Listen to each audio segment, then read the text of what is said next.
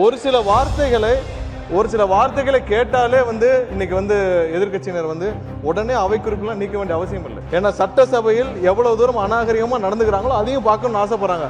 அதற்கும் சேர்த்து நீங்க லைவ்ல அவங்களையும் சேர்த்து காட்டணும்னு ஆசைப்படுறோம்.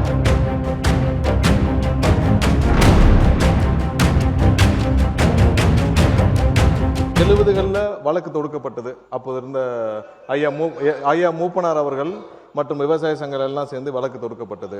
அதுக்கப்புறம் அந்த வழக்கு ஏன் வாபஸ் பெறப்பட்டது, யார் சொல்லி வாபஸ் பெற்றார்கள், 74இல் எதற்காக அந்த அக்ரிமெண்ட்டை புதுப்பிக்கல, அப்புறம் அப்போ கச்சத்தீவு இப்படி நிறைய பேசிட்டே வந்தோம்னா அதை சொல்லி தான் துரோகம் சொல்றாங்க.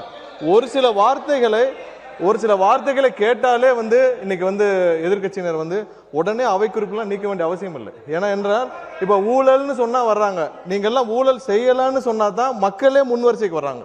நீங்க ஊழல் செய்யலான்னு சொன்னா தான் மக்களே முன்வரிசை வருவாங்க. அந்த மாதிரி இருக்கு. இன்னொரு தாழ்மையான வேண்டுகோள், நிறைய பேர் பொதுமக்கள் என்கிட்ட சொன்னதான், அதாவது எதிர்க்கட்சியினர் இந்த மாதிரி பெரிய அளவுல முன்வரிசைக்கு வரப்ப நீங்க பேசுறது மட்டும் தான் தெரியுது லைவ்ல. அவங்க பார்க்க வேண்டிய அவசியம் இருக்கு. அவங்களையும் சேர்த்து காட்டுங்கன்னு சொல்றாங்க. ஒருவேளை அந்த லைவ்ல ஸ்பிளிட் பண்ணி அவங்களையும் சேர்த்து காட்டல. ஏன்னா பொதுமக்கள் நிறைய பேர் அவங்க என்ன மாதிரி, ஏன்னா வெளியில பண்ற இதுகள் வேற, பட் உள்ளே அவர்கள் முன்வரிசைக்கு வர்றதையும் பொதுமக்கள் பார்க்கணும்னு ஆசைப்படுறாங்க.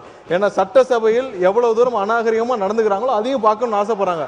அதற்கும் சேர்த்து நீங்க லைவ்ல அவங்களையும் சேர்த்து காட்டணும்னு ஆசைப்படுறோம். எல்லாவற்றையும் நீக்க வேண்டிய அவசியம். சட்டசபையில மாண்பை வாய்ப்பு தரோம், நடுவுல கத்துறது, நடுவுல பேசி முடிச்சுக்கிட்டோம். முதல்வர் பேசுறப்ப குறுக்கிடுறது, இதெல்லாம் தேவையில்லாத விஷயங்கள். எது குறித்து பேசுவோம் அது பேசுவோம். எல்லாவற்றையும் நீக்க வேண்டிய அவசியம் இல்லை. அதை ஆய்வுக்கு எடுத்துக்கலாம். இதுல ஊழலோ துரோகமோ இதெல்லாம் வந்ததுதான். யாரும் இல்லாததெல்லாம் சொல்லல. இது காலகாலமா பேசிட்டு வந்த விவாதங்கள் தான். அதை உடனே நீக்க, ஆய்வுக்கு எடுத்துக்கிட்டு நீக்கலாம்.